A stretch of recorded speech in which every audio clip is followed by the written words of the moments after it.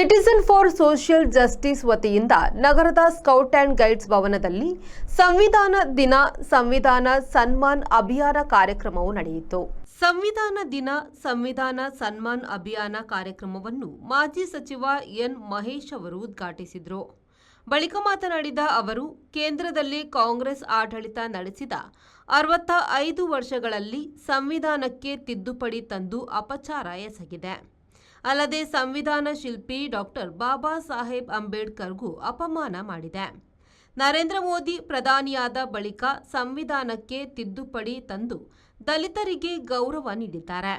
ಅಲ್ಲದೆ ಅಂಬೇಡ್ಕರ್ ಆಶಯವನ್ನು ಸಾಕಾರಗೊಳಿಸುತ್ತಿದ್ದಾರೆ ಎಂದು ಹೇಳಿದರು. ಈ 2 ತಿಂಗಳ ಅಭಿಯಾನವನ್ನ ಯಾಕೆ ಮಾಡ್ತಾ ಇದ್ದೇವೆ ಅಂತಂದ್ರೆ, ನಮ್ಮ ದೇಶದಲ್ಲಿ ಸಂವಿಧಾನದ ಬಗ್ಗೆ ಒಂದಷ್ಟು ವಿವಾದಗಳು ಸೃಷ್ಟಿಯಾಗ್ತಾ ಇದೆ.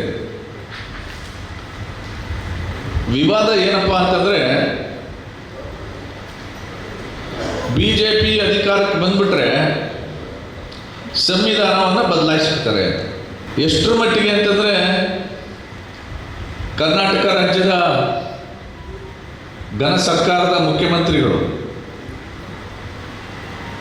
ನೇರವಾಗಿ ಒಂದಲ್ಲ ಒಂದು ಸಂದರ್ಭದಲ್ಲಿ ಇದನ್ನ ಮಾತಾಡ್ತಾನೆ ಇರ್ತಾರೆ.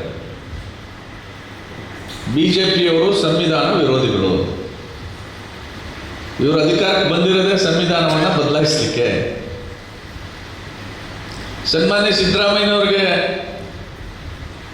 ಒಬ್ಬ ಲಾಯರ್ ಆಗಿ ಅರ್ಥ ಆಗದಿರೋದೇನೆಂದ್ರೆ, ಸಂವಿಧಾನವನ್ನು ಬದಲಾಯಿಸಲಿಕ್ಕೆ ಅದೇನು ಹೈಸ್ಕೂಲ್ ಟೆಕ್ಸ್ಟ್ ಬುಕ್ ಅಂತ.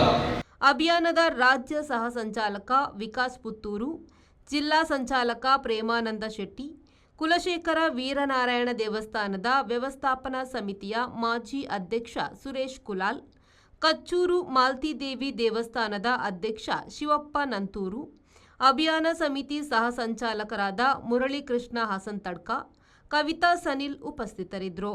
ವಿನಯ ನೇತ್ರ ದಡ್ಡಲಕಾಡು ಕಾರ್ಯಕ್ರಮ ನಿರೂಪಿಸಿದರು. ಶರತ್ ಸಾಲ್ಯನ್, ವಿ4 ನ್ಯೂಸ್, ಮಂಗಳೂರು.